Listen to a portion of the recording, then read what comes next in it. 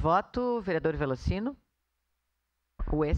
Senhora presidente, colegas, por ser a Comissão de Justiça, acredito que eu devo manifestar.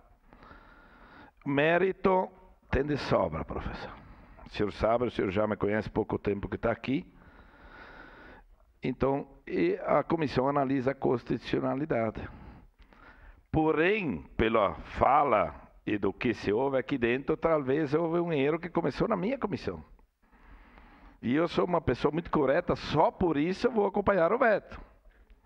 Que se houve um erro ali na nossa comissão, que não, acredito que não é só ali, pelo pouco estudo que eu tenho aqui dentro, porque não, eu conheço muito bem o senhor, pouco tempo o senhor daqui, eu sei que o senhor não é de má fé nenhuma.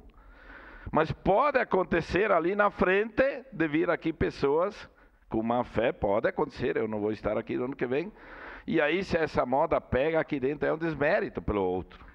Eu tenho projetos meus aqui dentro que foram incrementados, recheados, como se diz, melhorados, como é a sua questão, e que hoje o meu projeto deixou mais, não tem mais valor, mas vale pelo mérito do quantitativo, como o senhor está colocando ali. Então eu vou votar a favor do veto, porque talvez eu tenha que corrigir um erro, errar é humano, porém eu não posso permanecer no erro pensando no futuro, professor, não das crianças das escolas, que eu sou muito a favor desse tipo de situação, principalmente nas escolas do interior. Então eu vou votar a favor do veto para corrigir um erro que talvez comissão na comissão, mas o mérito é inexplicável. Declaração.